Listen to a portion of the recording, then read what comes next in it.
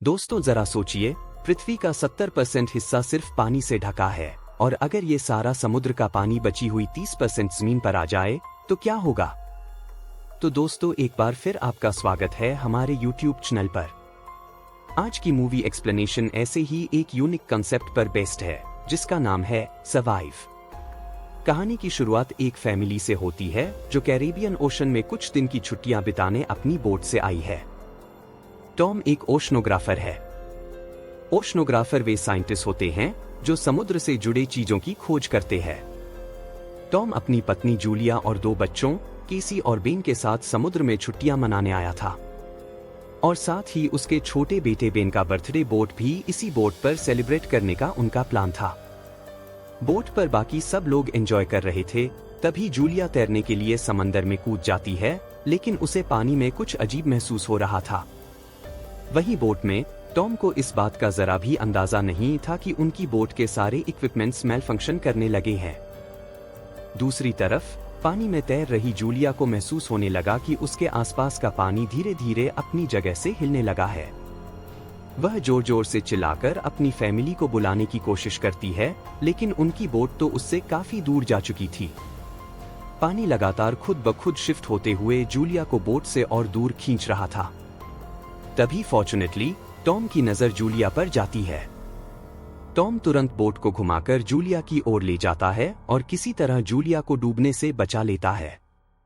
Tom Julia पर बहुत गुस्सा हो जाता है क्योंकि उसने पहले से ही सबको हिदायत दी थी कि कोई भी पानी में तैरने जाने से पहले पूरी फैमिली को इन्फॉर्म करेगा। जूलिया अपनी गलती मानकर सबसे माफी मांगती है। अब ये लोग इस बात को इग्नोर करके बेन के बर्थडे पर फोकस कर लेते हैं। शाम होते होते पूरी फैमिली ने बोट को सजाकर बेन का 13th बर्थडे सेलिब्रेट करना शुरू कर दिया। कुछ देर बाद बेन की बड़ी बहन केसी का बॉयफ्रेंड उसे वीडियो कॉल करता है। केसी उसे बताती है कि वे बोट में कितने मजे कर रहे हैं, लेकिन उसका बॉयफ्रेंड उसे टीवी न्यूज में दिखाए जा रहे एक न्यूज के बारे में बताता है और कहता है कि तुम्हें जल्द ही वापस सरफेस पर आना चाहिए क्योंकि पूरी पृथ्वी पर और स्पेशली जहां ये लोग अपना वेकेशन एंजॉय कर रहे थे वहां भी बड़े बड़े तूफान आने के संकेत थे। अब केसी यह सुनकर डर जाती है। वह कुछ और पूछने की कोशिश करती, इससे पहले ही नेटवर्क कनेक्शन फेल हो जाता है। घबराई हुई केसी तेजी से भागकर अपनी फैमिली को ये न्यूज बताती है, लेकिन तभी उन्हें बोट से किसी चीज के टकराने की आवाज सुनाई देती है। जब वे बाहर आकर देखते हैं तो उन्हें उनके बोट के आसपास बहुत सारी वेल्स मछलियां इकट्ठा हुई दिखाई देती है, जबकि इस एरिया में वेल्स आमतौर पर नहीं होती। यह साफ था कि कुछ जियोग्राफिकली अजीब हो रहा है जो उनकी समझ से बाहर था। वेल्स के लगातार टक्कर लगने से बोट के इंजन में कुछ प्रॉब्लम शुरू हो जाती है, इसलिए टॉम उसे चेक करने के लिए पानी में डाइव करता है। लेकिन जब कुछ देर बाद वह वापस ऊपर आता है तो सब नोटिस करते हैं कि उसके कंधे पर बहुत बड़ा कट लगा हुआ है। जूलिया जल्दी से टॉम के कंधे पर लगे कट को स्टिच करने लगती है। तभी टॉम इन्हें बताता है कि अचानक उनकी बोट का इंजन डैमेज हो गया है, जिसे फिलहाल वे रिपेयर नहीं कर सकते। अब वे शायद समुद्र के बीचों बीच फंसे हुए हैं क्योंकि बोट अब मूव करने लायक नहीं बची है। उन्हें यहीं से कॉल करके बाहर से मदद बुलानी होगी। केसी बाहर जाकर फोन से कॉल करने की कोशिश करती है, लेकिन अब ना तो उनके फोन में कोई सिग्नल आ रहा था और ना ही रेडियो काम कर रहा था। ये देखकर सब हैरान हो गए कि अचानक ये सब डिवाइसेस बंद क्यों आ रहे हैं। टॉम अपने कैलकुलेशंस के बाद फैमिली को बताता है कि उनके पास कुल मिलाकर 4 दिन का खाना और पानी है। साथ ही उनकी बोट अभी एक शिपिंग रूट पर है, इसलिए उम्मीद है कि जल्द ही वहां से गुजरने वाली शिप्स उन्हें नोटिस कर लेंगी। हालांकि उन्हें यह नहीं पता था कि बाहर बाकी की दुनिया में क्या चल रहा है। जब वे यह सब डिस्कस कर ही रहे थे तभी उन्हें बाहर से तेज आवाजें सुनाई देने लगती हैं। वे बाहर जाकर देखते हैं कि आसमान से कई ऑब्जेक्ट्स तेजी से नीचे क्रैश हो रहे थे और उनकी संख्या भी काफी ज्यादा थी। हालात को देखते हुए टॉम इंजन डैमेज होने के बावजूद बोट को आगे बढ़ाने की कोशिश करता है ताकि वे गिरते हुए ऑब्जेक्ट्स के नीचे ना आ जाएं। टॉम बोट को तेजी से दूर ले जाता है और वे फाइनली गिरते हुए ऑब्जेक्ट से बचकर निकल ही जाते हैं। अब तक टॉम को यह समझ आ जाता है कि आसमान से गिरने वाले ऑब्जेक्ट्स असल में सैटेलाइट थी। लेकिन सैटेलाइट्स अचानक से नीचे कैसे गिरने लगी, यह उसे समझ नहीं आ रहा था। इतने में समुद्र में भी तेज तूफान आने लगता है और पूरी बोट जोर जोर से हिलने लगती है। टॉम जल्दी से अपनी पूरी फैमिली को ऊपर वाले डेक पर इकट्ठा कर लेता है और उन्हें लाइफ जैकेट्स पहनाता है ताकि अगर बोट पलट भी जाए तो वे डूबने से बच सकें। इसी बीच वे महसूस करते हैं कि ग्रेविटी में भी कुछ गड़बड़ी होने से उनके नाक से खून भी निकलने लगता है। जैसे तैसे ये तूफानी रात खत्म हो जाती है। सुबह जब उनकी आंखें खुलती हैं तो वे देखते हैं कि उनकी बोट चारों ओर से टूट चुकी थी। वे जल्दी से बाहर निकलते हैं और बाहर का सीन देखकर तो हर कोई हैरान रह जाता है कि अब उनकी बोट के नीचे पानी ही नहीं था। उनकी बोट एक डेजर्ट के बीचों बीच खड़ी थी। टॉम और उसकी फैमिली जल्दी ही यह समझ लेते हैं कि वे असल में किसी डेजर्ट में नहीं हैं, बल्कि वे अभी भी समुद्र के बीचों बीच मौजूद हैं। शायद समुद्र का सारा पानी धरती पे शिफ्ट हो गया था, या फिर पानी कहीं गायब हुआ होगा। टॉम नोटिस करता है कि यहाँ उनका कंपास ठीक से काम नहीं कर रहा है, यानी कि पृथ्वी की दोनों ही पोल्स अपनी डायरेक्शन से दूर शिफ्ट हो चुकी हैं। इन्हें डर लगने लगता है कि बाहर की दुनिया में इनके बाकी दोस्त और पहचान के कोई भी जिंदा नहीं बचे या नहीं।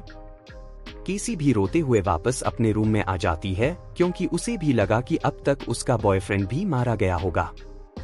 छोटा बेन अब कल रात वाले अपने बर्थडे के बलून ऊपर छोड़ देता है ताकि अगर कोई और बोट वाला सर्वाइवर बचा हो तो वे एक साथ मिलकर इस सिचुएशन का सामना कर सकें। अब टॉम ने भी अपने आसपास की बोट्स में फिर से रेडियो से सिग्नल भेजना शुरू कर दिया। तभी सरप्राइजिंगली उनका कनेक्शन एक छोटी सबमरीन से हो जाता है। वहां से एक आदमी जिसका नाम नाटो था, वह बताता है कि कल रात जब यह हादसा हुआ तब वह अपने साथियों के साथ अपनी सबमरीन में पानी के बहुत नीचे था और अब यहाँ वह अकेला ही जिंदा बचा है। नाटो अब टॉम को बताता है कि उसकी कैलकुलेशंस के अनुसार समुद्र का पानी जो दूसरी दिशा में गया है वह फिर से एक हफ्ते बाद अपनी ओरिजिनल पोजीशन में वापस लौट आएगा। वह तो अपनी सबमरीन के जरिए सर्वाइव कर लेगा, लेकिन टॉम को जल्द से जल्द किसी ऊंची जगह पर पहुंचना होगा इससे पहले कि समुद्र का पानी वापस लौटे। टॉम रिक्वेस्ट करता है कि नाटो उसे और उसकी फैमिली को अपनी सबमरीन में आने दे, लेकिन नाटो कहता है कि उसकी सबमरीन काफी छोटी है जिसमें ज्यादा से ज्यादा सिर्फ 3 ही लोग फिट हो सकते हैं। टॉम कहता है कि वह अपने दोनों बच्चों के साथ उसकी लोकेशन पर आ जाएगा। वह बस उसके बच्चों को सबमरीन में आने दे और वह खुद अपनी पत्नी के साथ वहां से पैदल किसी ऊंची जगह के लिए निकल जाएगा। इसके बदले में वह नाटो को अपना सारा खाना देने के लिए भी तैयार हो जाता है। नाटो इस बात पर राजी हो जाता है और मैनुअली मैप में टॉम को अपनी लोकेशन दे देता है। सबमरीन की लोकेशन तक पहुंचने के लिए टॉम को लगभग 2 दिन लगने वाले थे।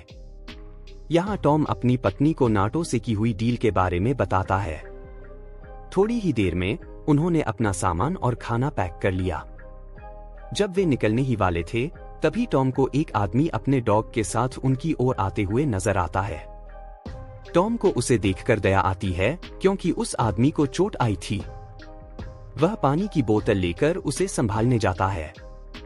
वह आदमी पानी पीता है और अचानक से टॉम पर ही अटैक कर देता है। जूलिया अपने पति को बचाने के लिए आगे बढ़ती है, लेकिन तभी वह आदमी एक स्पीयर निकालकर टॉम को मार देता है। टॉम वही मारा जाता है, जबकि जूलिया ये देखकर काफी डर जाती है। वो इस आदमी के गलत इंटेंशन समझ जाती है और वह जल्द ही बोट की ओर भागकर अपने बच्चों से छिपने कहती है। बाहर वह सर्वाइवर उनकी बोट की ओर बढ़ने लगता है। तब जूलिया बोट के कैबिन को लॉक करके अपने बच्चों को केबिन के छोटे छोटे बॉक्सेस में छिपने को कहती है और उन्हें एक फ्लेयर गन अपनी सुरक्षा के लिए देकर खुद बाहर निकल जाती है ताकि वह उस आदमी का सामना कर सके। इतने समय में वह आदमी कैबिन का दरवाजा तोड़कर बोट के अंदर उसके काम की चीजें ढूंढने लगता है, जबकि जूलिया ऊपर चाकू लेकर उसके आने का इंतजार कर रही थी। लेकिन उसके पहले ही उस आदमी ने जूलिया को देख लिया और वह उसे मारने के लिए उसके पीछे लग गया।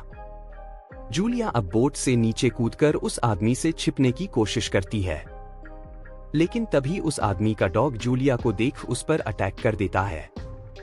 जूलिया चाकू से डॉग पर वार करके उस जगह से निकलकर वापस बोट पर चढ़ जाती है।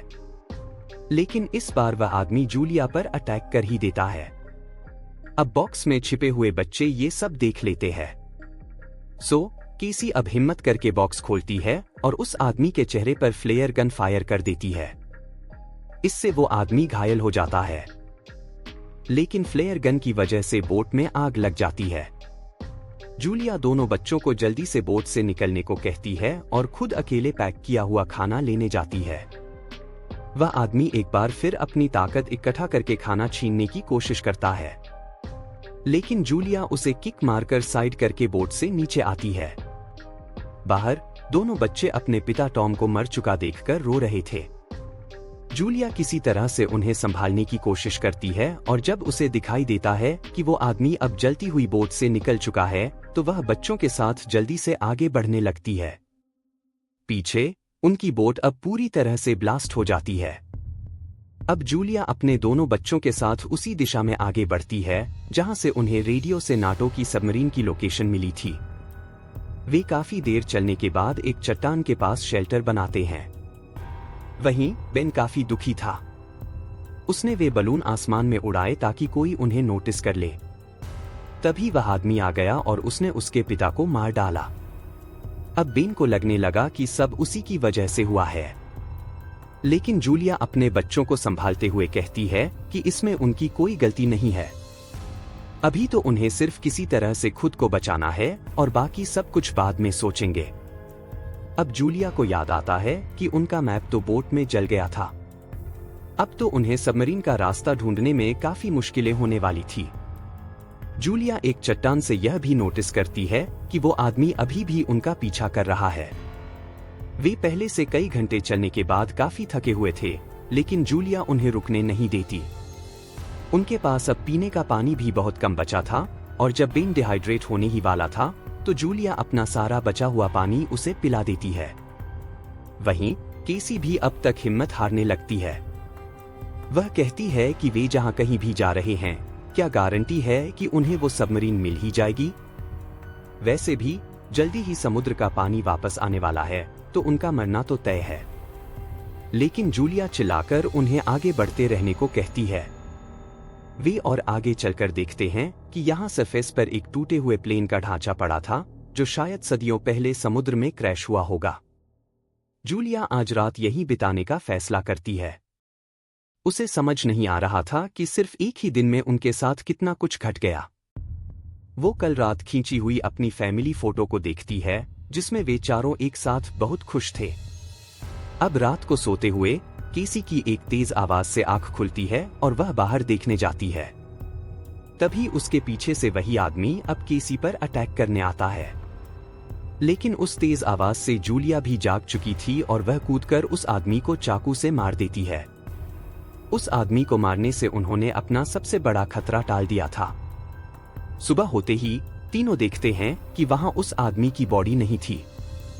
इसका मतलब था कि समुद्र के कुछ जीव जो समुद्र के सिवाय धरती पर भी रह सकते हैं, जो कि वे सब जीव इनके लिए खतरनाक होने वाले थे और इनका सफर भी मुश्किल करने वाले थे। अब तीनों अपने सफर को आगे बढ़ाते हैं। उनकी हालत बिना पानी के काफी खराब हो चली थी। चलते चलते रास्ते में समंदर का एक जगह पर जमा हुआ खराब पानी उन्हें दिखाई देता है, लेकिन प्यास की वजह से बेन उसे पीने लगता है।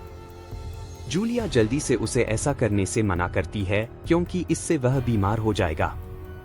वे आज पूरा दिन चलकर काफी लंबी दूरी तय करते हैं।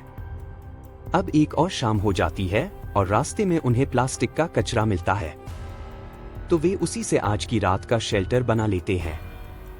रात को जब वे सो ही रहे थे, तभी जूलिया को बाहर कई सारे क्रैब्स दिखाई देते हैं। उनसे बचने के लिए जूलिया जल्दी से अपने बच्चों को उठाकर वहां से भागने लगती है। कुछ दूर ही उन्हें एक बड़ा शिप नजर आता है जो क्रैश हो चुके कंटेनर्स से भरा पड़ा था। इस कंटेनर्स में इन्हें कई सारे लोग भी दिखते हैं। हालांकि वे लोग क्रैब्स को अपनी तरफ आते देखकर कंटेनर्स के दरवाजे बंद कर लेते हैं और वे क्रैब्स की डर से जूलिया और बच्चों की मदद मांगने के बाद भी दरवाजे नहीं खोलते, तो तीनों को अब कंटेनर्स के ऊपर चढ़कर अपनी जान बचानी पड़ती है। इसी बीच एक क्रैब ने जूलिया के पैर को काट लिया। तीनों ऊपर से देखते हैं कि ढेर सारे क्रैब्स कंटेनर्स के अंदर भी घुसे जाते हैं।